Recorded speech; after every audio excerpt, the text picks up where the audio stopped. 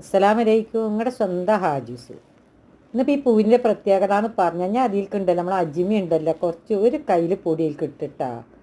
അപ്പോൾ കുഴച്ചിട്ട് കുറച്ച് സൺഫ്ലവറൊക്കെ ഒഴിച്ചിട്ട് കുറച്ച് നേരം കുഴച്ചിട്ട് അവിടെ മാറ്റി വെച്ചൊന്ന് മൂടി വെച്ച് 1 മണിക്കൂർ കഴിഞ്ഞതിന് ശേഷം കണ്ടില്ല പൂരി ഉഷാറായില്ലേ. നല്ല ടേസ്റ്റ് ഉണ്ടായിരുന്നു കഴിക്കാൻ. നമ്മൾ ചൂടോടൊക്കെ കഴിക്കണം, നല്ല രസമാണ് ഈ കാരം എന്നറിയാം. ഇന്നിപ്പോൾ അതിൽക്ക് മാവ് കണ്ട കുഴച്ച് വെച്ചതാണ് ഇപ്പോൾ അതെന്നറിയാം.